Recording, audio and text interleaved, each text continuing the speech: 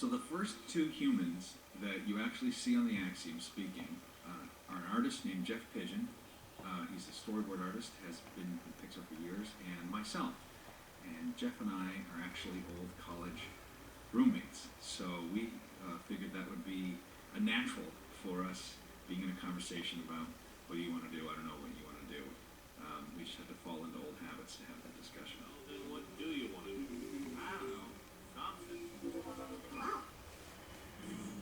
I used programming not only literally as for Wally or for Eve or for Otto, but I also used it as a metaphor that all of us fall into our habits, into our sort of routines. In a way, it's a bit of our own self-fulfilling programming, and life just can sometimes pass us by. And especially with all the distractions that happen in life now, imagine what it will be like in the future, which is what we tried to do, and literally cocoon people in their hover chairs. I've always joked, and I can't remember anybody that didn't, once you had a remote control in the world, and especially now that we have the internet and things like Amazon where you can single click, we used to always joke, like, someday we're just going to be a thumb and a mouth. There'll be no reason to move, there'll be no reason to do anything, you can just single click and whatever you want arrives. And wherever you need to go, you get there.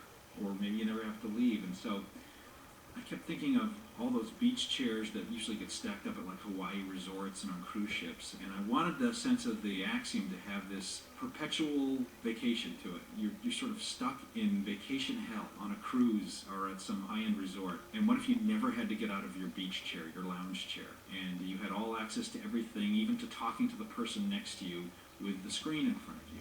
And the speakers almost blinded you like horse blinders to the left and the right. So everybody, it's not that different than how it feels sometimes when you're on the street of a city, like New York or something, and everybody's on their cell phone. Or you're in a commuter lane and everybody's in their car, in their own private little universe, even though technically we're all very close to one another. All that programming, all that conditioning is stuff that just keeps us from connecting with the next person and dealing with the next person directly. Everything is indirect. I thought that's the thing that should be corrected by Wally fighting his own programming and evolving and learning to love, and the same happening to Eve. I mean, in a way, Wally doesn't really change much in this movie. He learns a little bit more about the intricacies of love and how to handle it, and that it's more about what does the other person need than what do you need. But the biggest change is really Eve. She's the one that goes through the huge change in the movie of being cold and robotic and following her directive, and then slowly realizing that that directive isn't the most important one in life, and moving over to Wally. And that's the same thing that I have the captain do for realizing that he has a directive in life and it's not what he thinks he's doing there. It's a pretty useless job that he almost is ineffectual in and doesn't need to be there for. And that, I guess the big thing is that at this stage in the movie, the humanity's not even living. Nobody's truly living except Wally.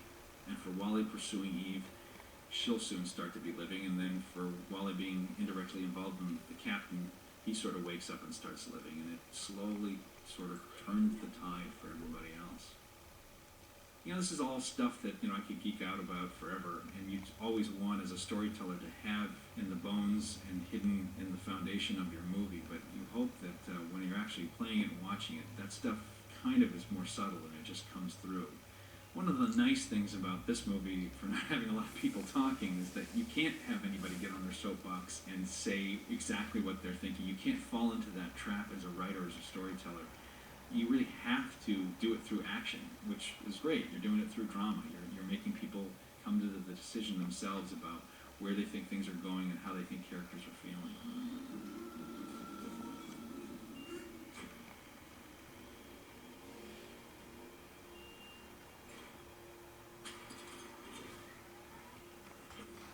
The one character that I did want to have speak, besides Wally and Eve having sort of limited skills at saying single-word phrases, was Otto. I really wanted Otto to be the extreme end of programming, which would be a character that is about as soulless and as zeros and ones and binary and cold as you could make it.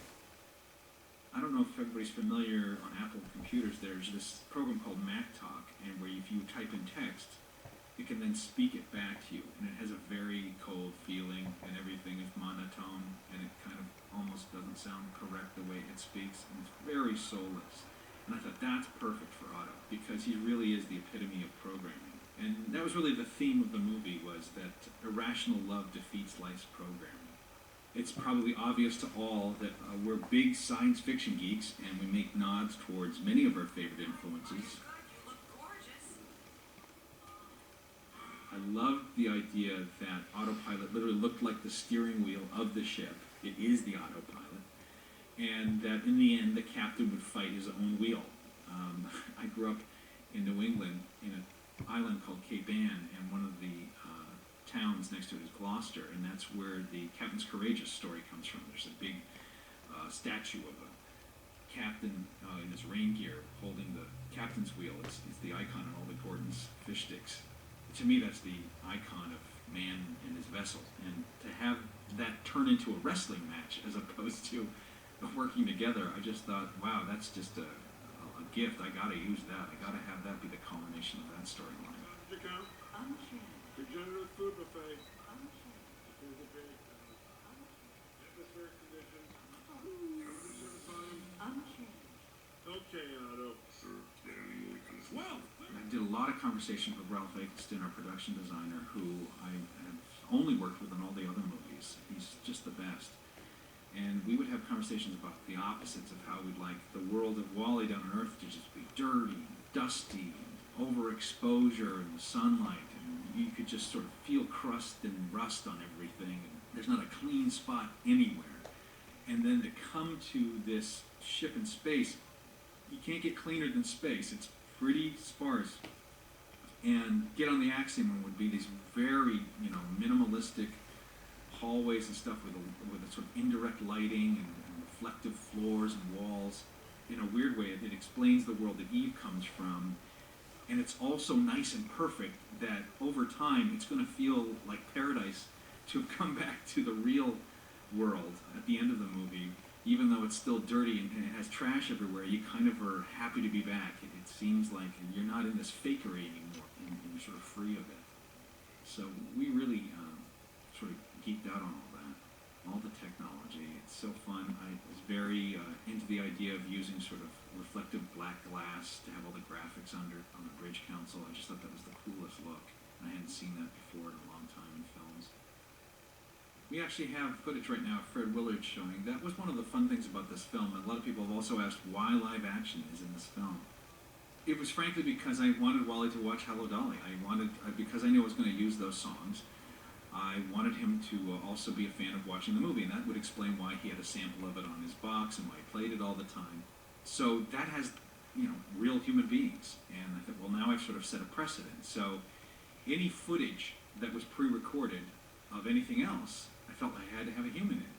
So that's why when we had the CEO of By and Large show up, we had to have a live-action actor, and why I put live-action actors in the commercial for the Axiom at the beginning of the movie.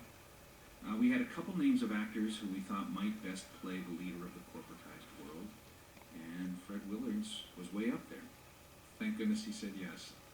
He was a dream. I mean, it was my first official live-action shoot, and I couldn't have found anybody more professional and accommodating, who made it all go very smoothly, didn't make me feel like an amateur, and had a lot of patience with me. It was a pretty simple shoot to do for a first time, so thank goodness it was also that. We had to get him right in front of the podium and to get the props right, but then it was, fortunately in it, he had to be also truly reading a prompter on some of the stuff, so we could have a prompter, and it was okay to sort of catch him reading it and stuff.